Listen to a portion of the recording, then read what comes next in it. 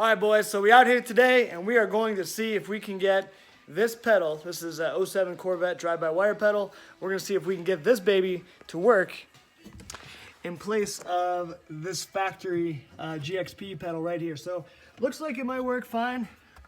This of course, has a kind of nice flat mount, so shouldn't be too bad to mount. I'm hoping we can just put it right against the firewall, drill a couple holes, and get her to work. So, first things first, I'm going to go ahead and get that stock Solstice pedal out of there. Alright, so she don't look like she's too hard to get to. It looks like just 1, 2, 3 bolts, and then it'll kind of come unattached from whatever this bracket is here, I guess.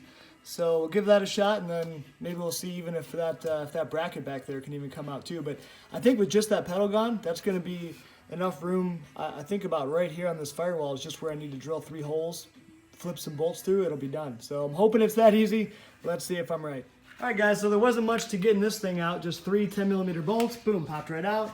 And then it looks like what we're left with is some kind of little bracket, like I don't know, some kind of rubberized plastic bracket, but looks like there's just a bolt there and another recessed bolt there, and I think that bracket will get out of the way. I'm just going to get rid of it, it's just extra weight, but I'm hoping that right here on this kind of flat part of the firewall before it dips in, that's where we can locate the new pedal and just drill a few holes, and basically it would come out here on the firewall. So if that's the case, that's going to be super easy. So let me see if that'll work. Let me also show you guys a comparison just of the 2 pedals, just so you can kind of see the difference. So this is the factory Solstice pedal. You can see how it bolts this way, and the Corvette pedal actually is kind of nice because it's just a flat plate, very flat on the back.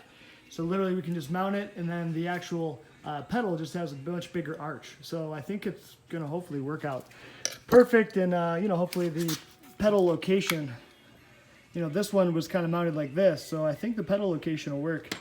This actually has a lot bigger pedal too, so that's kind of cool. So anyway, yeah, I'm hoping this will be pretty simple. Let me get to it and we'll see how it goes. All right, so it looks like these 3 bolts that are holding this bracket, they actually are bolted on the backside. So it should be pretty easy. I'm just gonna crawl under here, unpop these 3 bolts, get this big thing out of the way, and then we'll be good to go to start mocking up the Corvette pedal.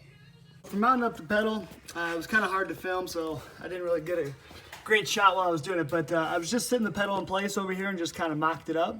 And like again, it was sort of tough, but I just drilled the hole right there. Where's my hand? Boom, right there. And I drilled the hole right there. And I already slid a bolt through from the firewall side. So I just had some other bolts for my build. So these ones have some big fender washers. They're just little 10mm heads.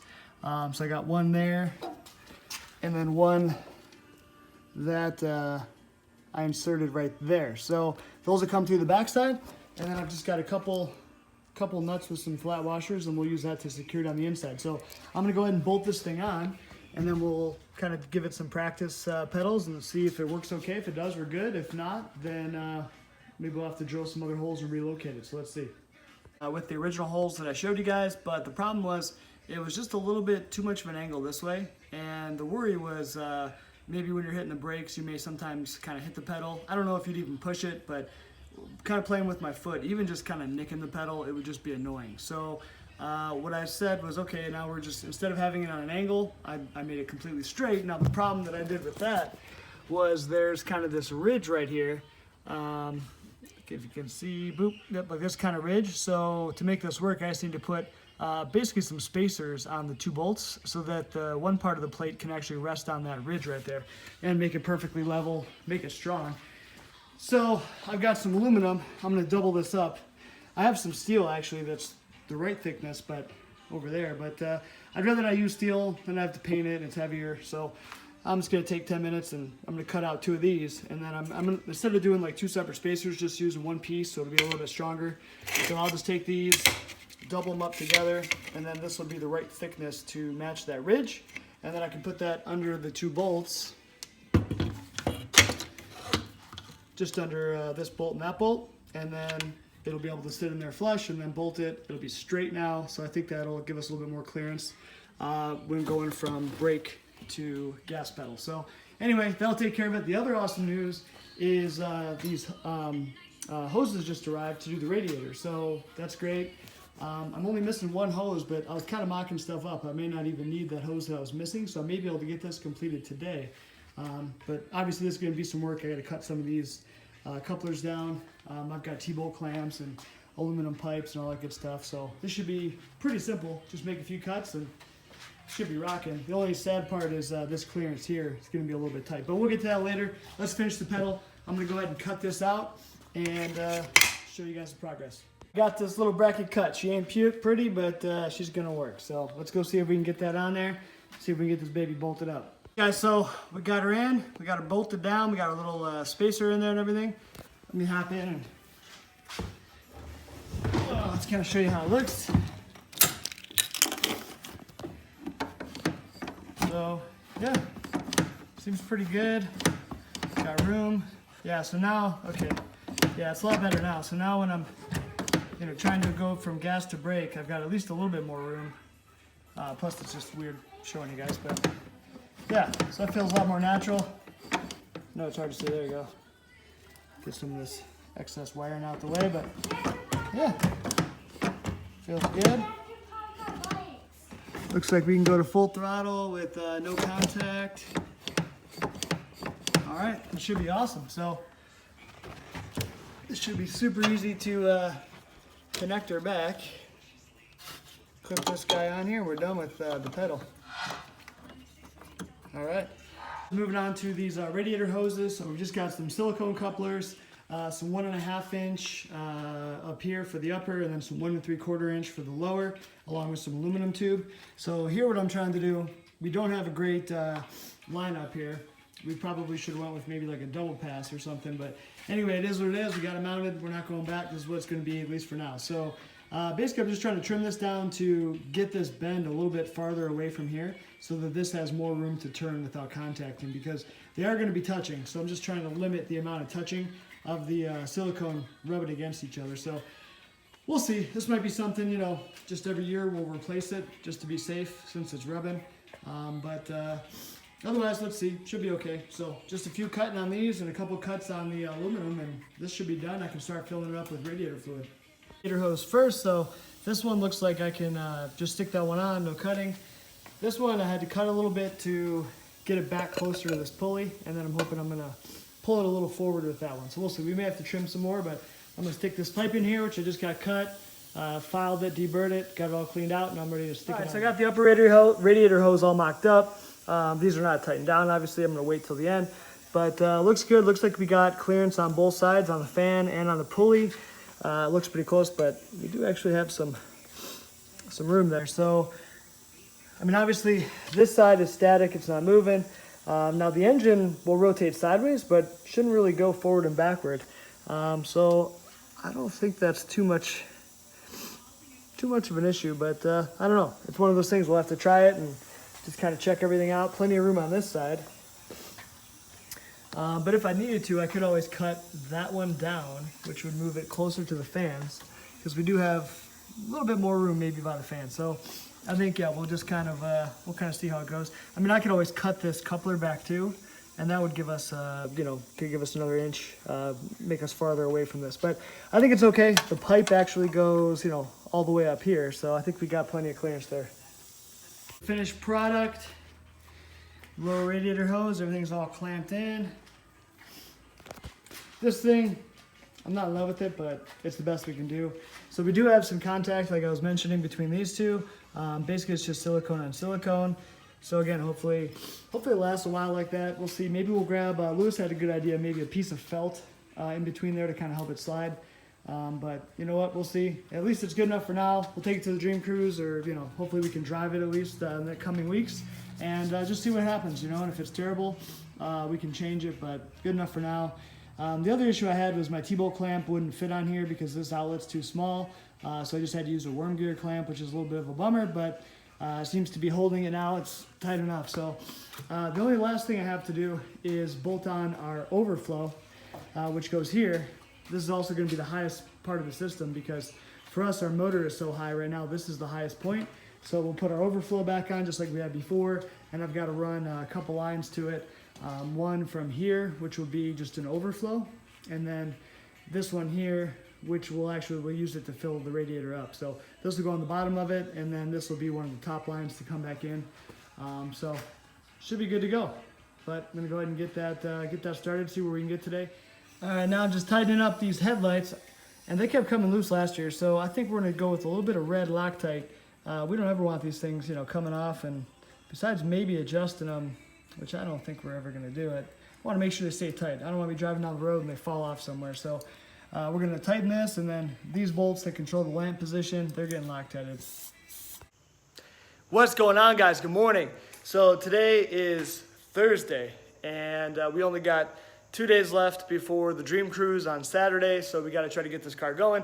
Luckily, we've been making great progress. Yesterday, we got that pedal done. We got all the radiator stuff, well, mostly complete. The only thing we've got to finish up today is I've got the radiator overflow just kind of sat in place right now. I had to go buy a couple new fittings to fit the new 3/8 inch radiator lines. So I got 12 feet of that stuff. And let's see, what else did we get today? Just some small stuff. We had to get some larger bolts for this rear cover back here, for this cover. So our old bolts were kind of stripped out, not really working, so some new bolts for that. I've got to get the mirrors put back on, all this stuff. I've got the guy who's supposed to be coming today for the windshield to put that in. And then I've just got to bolt this on here, run a hose from here over to the radiator, and then one hose from this barb here, and then back over to this overflow. And then once that's done, I'll be able to actually start putting in water and fluid. And then I'll probably go ahead and take off the exhaust manifolds, because the V-band flanges might actually be here today, and then we'll be able to get those welded. If not, they'll be here tomorrow, which is fine, because that's basically all we'll have to do tomorrow is just weld the manifolds and bolt them on, and then we'll be good to go. So let's get to it. All right, guys, so I've got the lines going to the overflow are connected. So we got this from the radiators going up and around, tucks back nice, and this goes to the bottom of the can. So basically I'm figuring this is kind of how we're gonna fill it up, right? So we'll fill it up here, it'll kind of drain down into the radiator. And then we've got this is also kind of like a bleeder little nipple that was here. So I've got that going in, and this comes around to more of the top of the reservoir. So I'm gonna start out filling, and who knows if this is gonna work, but we'll give it a shot. We'll see if it overheats, right? Because this was the old setup that we had from the 4-cylinder, which worked fine. This was the highest point in the system. But the way I'm looking at it now, it's super close. I'm not so sure that's the case. And actually the way this goes up so high, this is probably actually higher. So we may still have some issues clearing out the air pockets, but it's gonna be good enough for now. We'll give it a shot, you know, see if we can get it to run this weekend, see how it works. If not, maybe we'll end up cutting this off and just repaint the bar and then relocate this somewhere else higher up. But anyway, it's gonna be good. So I'm gonna go ahead and start filling her up right now. We got some distilled water and some concentrate.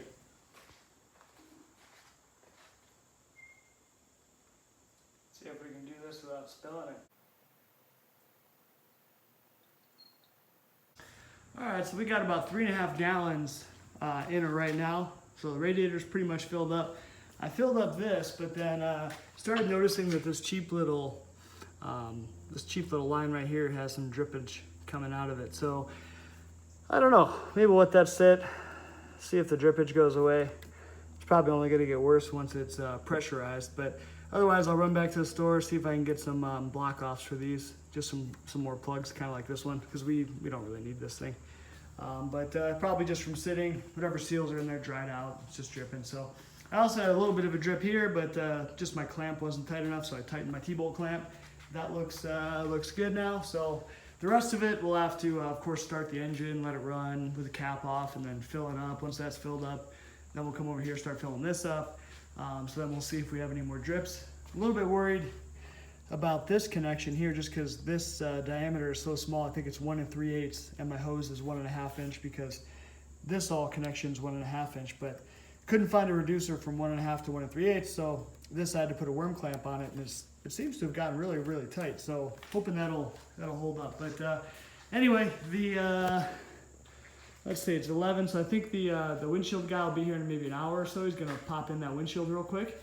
So once that's done, I could probably go ahead and bolt on the windshield wipers and the wiper arms. We're not gonna have them hooked up, but I can just have them ready to go. So that's super simple. It's only 3 bolts. So we'll have that going. And then what else? And then, yeah, I'll probably just come back and I'll pull off these manifolds. All right, windshield guys here, about to pop this thing into the Solstice. All right, the windshield is in. It's looking good. The whole time we've had this car, it had a big old crack in it. So it's the first time we've had some clear glass.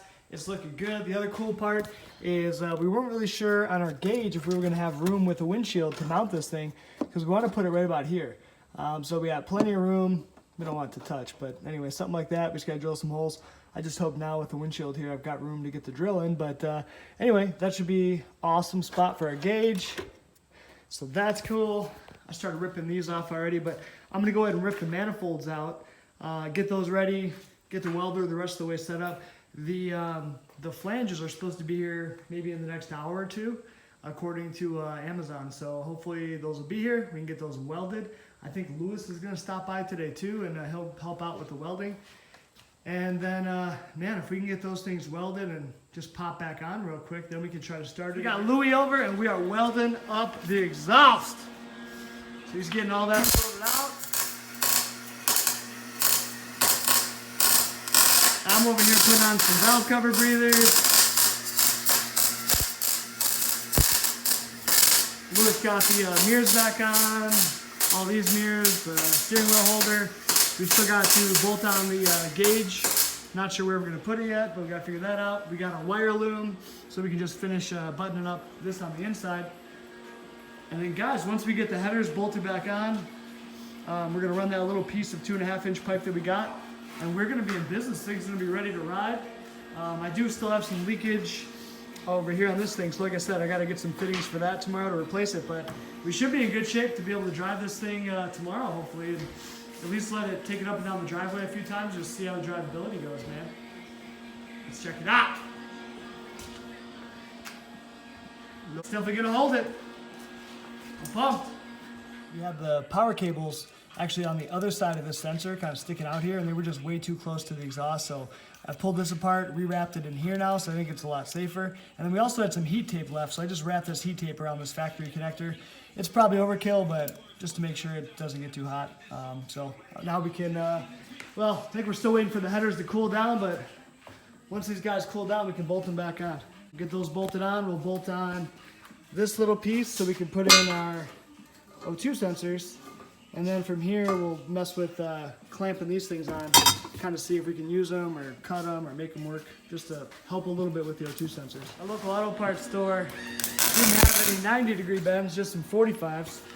So Lewis made a little pie cut right in the middle, and we just bent it down and welded it all together. So that's gonna work out perfect, just to give us a little bit more exhaust, so it's not hitting anything right underneath the car. At least it'll come out. We can angle it just a little bit out this way, at least so we can drive it around a little bit. But manifolds are all back in, V-bands are on, the bottom piece is on with the O2 sensors. All that stuff's in there. You can see the O2 sensor. It all fits real nice now, so it turned out perfect. Now we just gotta have a little bit of an exhaust. The plan later is we're gonna order a bunch of stainless steel U-bends, kind of have a whole kit for like 150 bucks. Then they have a stainless X pipe that we can buy for like 40 bucks.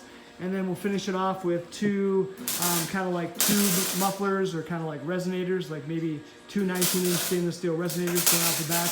So that way we have a, you know, a little bit muffled, but and that way it's nice and quiet. We don't want any drone and stuff. I mean, not quiet, we want it to be loud, but we want it to be quiet for us being in here, have the exhaust come out here, have it sound awesome. So we'll do that. That's you know, something we'll do in the fall. We'll get that all ordered next. But hopefully at least this will work for at least the rest of the summer, a couple more months, so we can go to some more car shows. So we got one side of our little 90s bent up, welded, so that's good enough, just something like that. And Louis just finishing up the other side right now. And then at least we'll have some kind of temporary exhaust that we can cruise around with. Also, I don't think I told you guys, but we got the wipers back on. Now, they're not wired up at all. We still got to wire them, but it's just cut pigtail. But all the wiring inside's already kind of ran. We just have to run the wiring that's sitting there like to the switch, and then we already have the wire. Or no, we didn't run a wire out. So that power wire is here. We just have to drill a hole. You know, wherever we're going to drill it here or something, run it out to it. But then we'll have wipers, but not for this weekend. I also put this little trim back on. That way we don't cut our hand or anything. It's a little bit sharp. Mirrors are all on. So we're rocking and rolling, man. we're literally about to be ready to fire it up, let it run for a while. We're probably still going to need some fittings for the radiator, like I was telling you, but we can at least let it run, let it kind of cycle through a little bit, add some more coolant if we need to, and then tomorrow it's just a few little things and we'll be ready to go. Alright guys, so we got our ghetto rigged exhaust all on, so now we were going to try to start it and just kind of let it idle for a few minutes. Since we got fans hooked up, radiator hooked up, we should be okay. So let's give it a shot. Is this thing... Hold on, I'm just wondering what this side.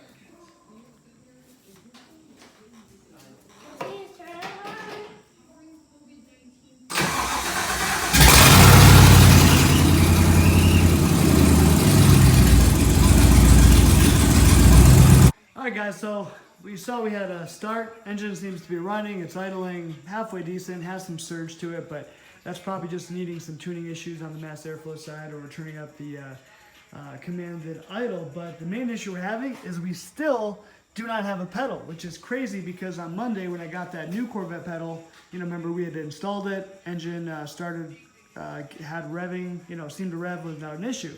Now all I've done since then, electrical wise, is just basically mount it to the car, and now we have it reconnected. It's not working. So I checked all the pins. I mean, everything looks okay. I can't kind of figure it out, other than maybe the pedal is just bad. It's a brand new Duralast pedal from AutoZone, so maybe there's just some kind of issue with it. I'm not sure. On the computer, it was actually showing that it would work with the power to the car on. Like we could see if she hit the gas, my wife, it would go to 100% throttle. And then the TPS also seemed to work. Now what's weird is once she turned the car on for me, then she hit the pedal, it would say 0. It would never move from 0 for the pedal position. So really weird, not sure kind of what's up with that. But anyway, she went ahead, or I went ahead and ordered another pedal that'll be in tomorrow. I'm just thinking maybe we just got a bad part, that worked once and now it died. I'm not sure. So kind of weird. That's all I can think. So I'm going to try to get the pedal tomorrow and just try to unclip that, try to connect it, see if that's the issue. Unless I'm missing something that has to be done in HP tuners, but I can't understand why that would happen if it worked, and now it doesn't work. So it's kind of weird. Now my new pedal that I ordered did come in already at the parts store. I'm going to go pick that up. But before I do that, I want to pull the old pedal off. And what I want to try is just to pull it off, see if the back of the bracket got tweaked at all. What some of the guys were suggesting online was that because I'm putting it on the firewall and I had to make some kind of brackets to get it even, maybe it wasn't quite perfect and it bent the bracket, and so that's throwing the sensor off, causing some issues. I'm hoping that's the simple fix. So I'm going to try to unbolt it and then see if it works. And even if it doesn't, that's fine. We're going to go and try the new pedal. But what I'm thinking is I made 2 little aluminum spacers. I had to put them together because I didn't have a thick enough piece of aluminum, but I might just cut out 1 more spacer just to make it a little bit thicker, and then I'm hoping that way it won't bend the bracket if that is the problem. Alright guys, so after going back and forth with the different pedals, we finally, I guess, figured out the issue, which I think was the bracket. So I added an additional kind of spacer to the back of the pedal, and that seemed to work. So now we've had 4 or 5 successful startups with the pedal bolted in the car. So I'm going to take it for the first maiden voyage just down the driveway and back. That's all we're going to do. We still have some leaks, so I'm just going to try to see if anything else leaks, just kind of give it a quick shakedown. So I've got my little passenger with me, so let's give it a start.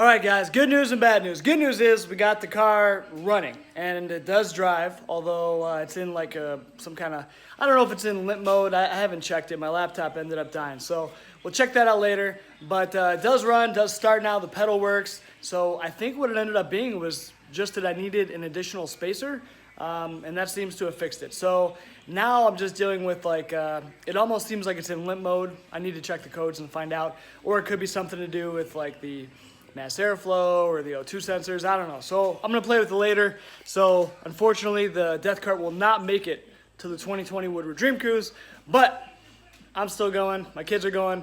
We're gonna take the Jeep, which is right here. So we'll still have fun, we'll get to see a lot of cool cars. But unfortunately we just didn't make it. But I am super happy that we got the pedal issue resolved. Now we just gotta figure out drivability issues, and who knows, I could be able to mess with this thing later tonight, get it working, and be able to go to a car show tomorrow. So we'll see what happens, but you can't always win. But I think we still made a lot of progress today, so I'm still pretty pumped about it. So I'll check in with you guys later. Hey guys, I deleted the P135A ignition code, and that seems to have gotten it to work. I was just revving it a minute ago, it seems a lot better. So I'm gonna try to go down the driveway, see if it's feeling a lot better than it was.